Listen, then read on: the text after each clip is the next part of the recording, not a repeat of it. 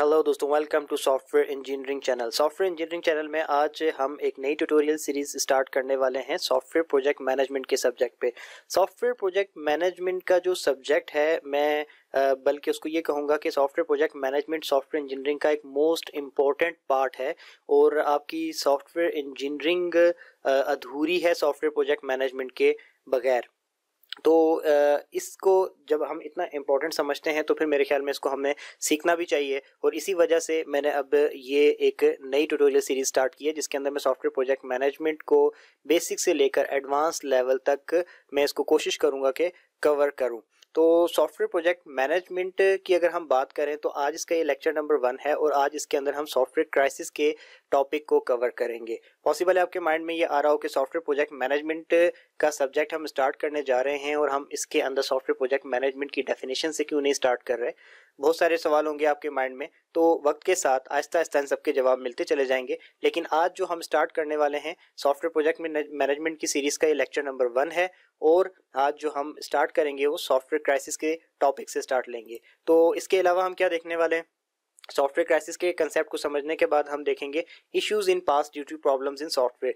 हम ऐसे इश्यूज देखेंगे जो कि माजी में पास्ट में आ चुके हैं सॉफ्टवेयर की प्रॉब्लम्स की वजह से। ठीक है, इसके अलावा फिर हम ये देखेंगे कि सॉल्यूशन टू दी प्रॉब्लम्स, यानी कि जो प्रॉब्लम्स थी उनका सॉल्यूशन क्या पॉसिबल हो सकता है या फिर हम उसका सॉल्यूशन करने के लिए क्या कर सकते हैं। तो चले हम स्टार्ट करते हैं सॉफ्टवेयर क्राइसिस से। तो in software engineering software crisis is term used for the difficulty of writing efficient program in the required time.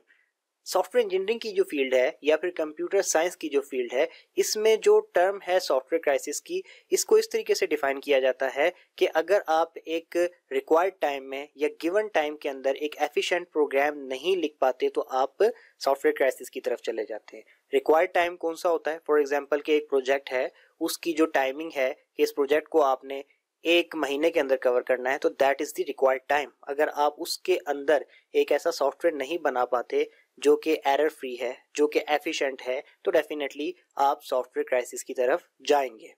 ये एक बड़ी सादा और सिंपल सी जो है टर्म को जो है डिफाइन करते हैं सॉफ्टवेयर इंजीनियरिंग के अंदर, कंप्यूटिंग के अंदर या कंप्यूटर साइंस के अंदर। अब शायद आपको ये लगे कि ये डेफिनेशन पूरी अंडरस्टैंडेबल नहीं है, क्योंकि वो उसमें ये कह रहा है कि अगर आप एक एफिशिएंट प्रोग्राम या एफिशिएंट सॉफ्टवेयर रिक्वायर्ड टाइम में नहीं लिख पाते तो आप सॉफ्टवेयर क्राइसिस की तरफ चले जाते हैं। But what is the software crisis, वो सवाल तो अभी भी वहीं पर है। सो डोंट वरी, आपको इसका भी जवाब आहिस्ता आहिस्ता मिल जाएगा। कुछ चीजें मैं आपके सामने ऐसी डिफाइन करूंगा आने वाले टाइम के अंदर, इन्हीं स्लाइड्स के अंदर, आगे 1-2 स्लाइड के अंदर, कि उससे आपको क्लियर हो जाएगा कि एक्चुअली सॉफ्टवेयर क्राइसिस क्या है। तो software crisis was due to using SAM workflow, SAM methods, SAM tools, even though rapidly increasing in software demand, complexity of software and software challenges। देखें, जो आपकी सॉफ्टवेयर इंडस्ट्री है वो बहुत ज़्यादा जो है फास्टली ग्रो कर रही है, बहुत ज़्यादा फास्टली उसमें चेंज आ रहा है, सॉफ्टवेयर की डिमांड उसमें बहुत ज़्यादा बढ़ती चली जा रही है और सॉफ्टवेयर टाइम टू टाइम उसके अंदर कम्प्लेक्स भी होते चले जा रहे हैं और इसी के साथ साथ सॉफ्टवेयर चैलेंजेस भी बढ़ते चले जा रहे हैं। आप अगर सॉफ्टवेयर इंडस्ट्री में पिछले 4 साल से काम कर रहे हैं तो 4 साल बाद भी आप वही पुराने मेथड्स, वही पुराने टूल्स इस्तेमाल करते हैं आज की लेटेस्ट कम्प्लेक्सिटीज़ को डील करने के लिए, आज के लेटेस्ट सॉफ्टवेयर को बनाने के लिए या फिर आज की लेटेस्ट प्रॉब्लम्स को सॉल्व करने के लिए। तो ये वो सारी की सारी वजूहात बन सकती हैं कि आप सॉफ्टवेयर क्राइसिस की तरफ जाएंगे। क्योंकि जब हमने ये चीज़ देख ली कि सॉफ्टवेयर इंडस्ट्री बहुत स्पीड में चेंज हो रही है, जब ये चेंज हो रही है तो 4 साल से आप एक फील्ड में काम कर रहे हैं, अब 4 साल के बाद जो लेटेस्ट किस्म के प्रॉब्लम आ गए, लेटेस्ट किस्म के मसले सॉफ्टवेयर फील्ड में आ रहे हैं, आप उनको पुराने 4 साल पुराने मेथड से सॉल्व करने की कोशिश कर रहे हैं, तो आप ये एक्सपेक्ट कर ही नहीं सकते कि आपके सॉफ्टवेयर में प्रॉब्लम ना आए और आपके सॉफ्टवेयर एफिशिएंट हो। आप ये एक्सपेक्ट नहीं कर सकते। ठीक है, अगर प्रॉब्लम न्यू है तो सोल्यूशन भी न्यू होना चाहिए। ओल्ड मेथड्स, ओल्ड टूल्स उस पर काम नहीं करेंगे और जब आप old methods, old tools use करोगे तो सॉफ्टवेयर क्राइसिस की तरफ जाओगे। अब हम आगे चलते हैं। History has seen that delivering software after the scheduled date or with errors has caused large-scale financial losses as well as inconvenience to many।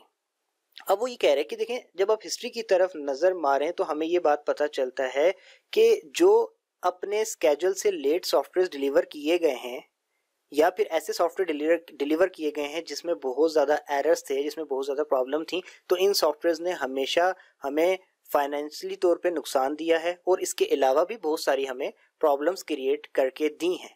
अब ये किस सॉफ्टवेयर की बात हो रही है? वो सॉफ्टवेयर जो कि स्केड्यूल से लेट थे और दूसरा जिसमें एरर्स थे।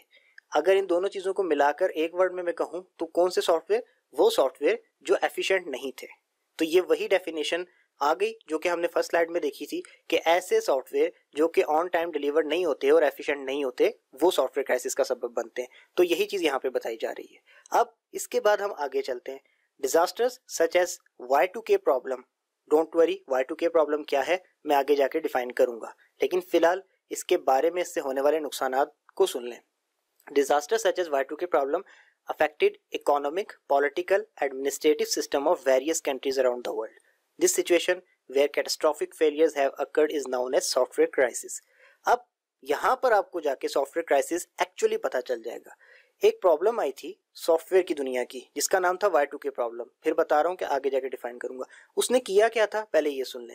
उसने क्या किया कि उसने इकोनॉमिकली बहुत सारे मुल्कों को नुकसान पहुंचाया, पॉलिटिकली बहुत सारे मुल्कों को नुकसान पहुंचाया, एडमिनिस्ट्रेटिव सिस्टम्स को बुरी तरह से खराब करके रख दिया बहुत सारे मुल्कों के अंदर। ठीक है, अब ये सारे के सारे प्रॉब्लम जो आए वो किस economic problem, political problem, administrative problem, ये जितने भी इश्यूज आए ये किस वजह से आए? Y2K प्रॉब्लम की वजह से। अब ये Y2K प्रॉब्लम आई कहाँ पर थी? ये Y2K प्रॉब्लम आई थी सॉफ्टवेयर के अंदर। दैट मीन्स कि ये इकोनॉमिक, पॉलिटिकल और एडमिनिस्ट्रेटिव किस्म के क्राइसिस जो जनरेट हुए, जो प्रोड्यूस हुए, वो एक सॉफ्टवेयर की वजह से प्रोड्यूस हुए। तो ऐसे कोई भी क्राइसिस जो कि किसी सॉफ्टवेयर की वजह से प्रोड्यूस होते हैं वो सॉफ्टवेयर क्राइसिस कहलाते हैं। और सॉफ्टवेयर इंजीनियरिंग या कंप्यूटर साइंस की फील्ड में ये कहा जाता है कि कोई भी आप उसको जब वो शॉर्टकट की फॉर्म में इस बात को जब सॉफ्टवेयर इंजीनियरिंग और कंप्यूटिंग में डिफाइन किया जाता है तो कहा यह जाता है कि आप अगर इन टाइम एक एफिशिएंट सॉफ्टवेयर नहीं बना पाते तो आप सॉफ्टवेयर क्राइसिस की तरफ जाते हो। और एफिशिएंट सॉफ्टवेयर वही होता है जिसमें प्रॉब्लम्स होती हैं, जो टाइम पे डिलीवर नहीं हो पाता, और अगर डिलीवर होता है तो एरर्स के साथ डिलीवर होता है। तो वो क्या करता है कि वो प्रॉब्लम्स होती हैं और उन प्रॉब्लम्स की वजह से आपकी इकोनॉमिकली आपको इश्यूज आते हैं, पॉलिटिकली आते हैं, एडमिनिस्ट्रेटिव सिस्टम में प्रॉब्लम्स आती हैं और वो प्रॉब्लम्स क्राइसिस की तरफ लेके चले जाते हैं। बेस उनकी सॉफ्टवेयर होता है तो वो सॉफ्टवेयर क्राइसिस कहलाते हैं। आई होप सो कि अब आपको सॉफ्टवेयर क्राइसिस का कंसेप्ट यहाँ तक क्लियर हो चुका होगा। अब आपके माइंड में ये क्यूरियोसिटी होनी चाहिए कि Y2K प्रॉब्लम है क्या चीज़ जिसने इकोनॉमिकली, पॉलिटिकली, एडमिनिस्ट्रेटिव सिस्टम्स को हर तरीके से मुख्तलिफ दुनिया के मुख्तलिफ मुल्कों को डिस्टर्ब करके रख दिया। तो अब हम Y2K प्रॉब्लम को देखते हैं। स्क्रीन पे लिखा हुआ है, अगर आप पढ़ना चाहें तो उसको पढ़ सकते हैं, लेकिन मैं इसको बड़े सिंपल अल्फाज में आपके सामने डिफाइन करता हूँ। पुराने ज़माने में जब कंप्यूटर सॉफ्टवेयर बनाए जाते थे तो उस वक्त कंप्यूटर्स की मेमोरी ज़्यादा नहीं हुआ करती थी।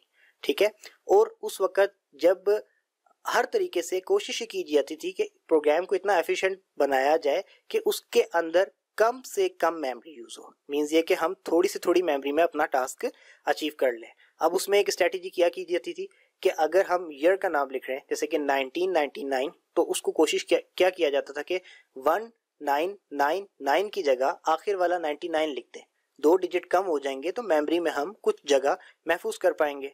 1999 अगर लिखना है तो 99 लिख दो, 1991 लिखना है तो जस्ट 91 लिख दो, तो आपका जो टास्क है वो भी अचीव हो गया। और इस तरीके से 2 डिजिट कर करके कम करके हमने मेमोरी में जगह भी बचा ली।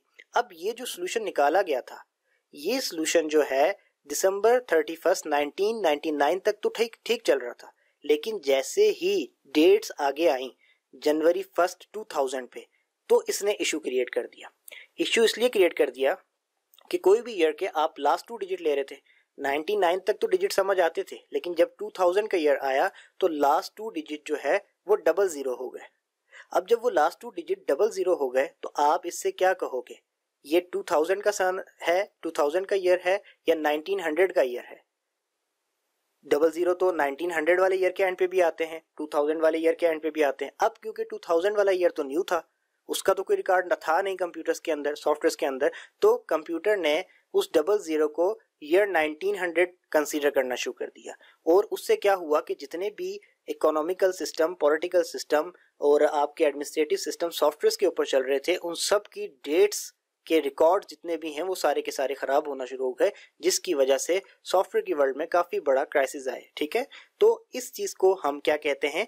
Y2K problem. But the point is कि इसका नाम Y2K ही क्यों रखा गया?